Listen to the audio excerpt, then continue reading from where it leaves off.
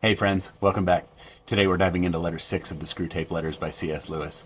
In this letter, the patient is facing uncertainty. He's eligible for the draft, and he doesn't know what's coming next. And that's exactly where the enemy wants him. Not just afraid, but fixated on what might happen. So let's get into it. The trap of suspense. Screwtape's strategy here is all about uncertainty. He wants the patient constantly imagining the future. Will he be drafted? Will he be safe? What's coming next? And instead of acting faithfully today, the patient gets pulled into endless what-if scenarios. Because suspense has a unique power. It keeps the mind spinning without ever landing anywhere. God wants us to focus on what we are called to do today, but the enemy wants us focused on what might happen to us tomorrow.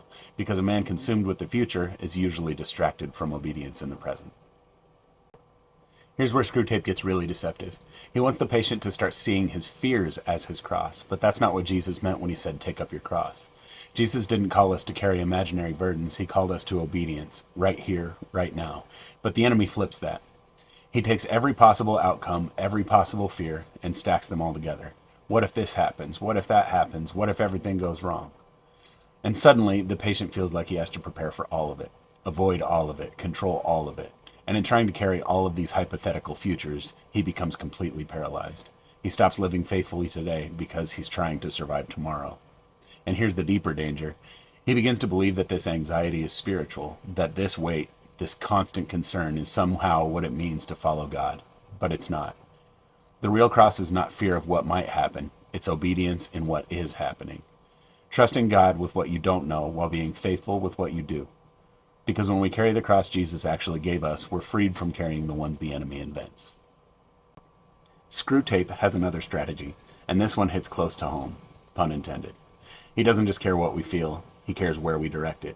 He would much rather we aim our frustration, irritation, even our hate at the people closest to us, our friends, neighbors, coworkers, and family. Because that's where it can actually be lived out. Meanwhile, he's perfectly fine with us having big, sweeping love for people far away. And you can see this all over the place today. People want to fix the world, end world hunger, bring world peace, solve massive global problems. But at the same time, they won't serve at their local church. They won't help at a soup kitchen. They won't even engage with the people right in front of them. Because it's a lot easier to love humanity in theory than it is to love a real person who's difficult.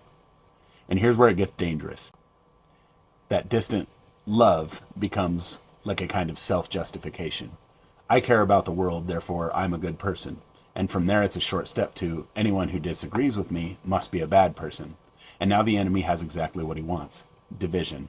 Not out there, but right here.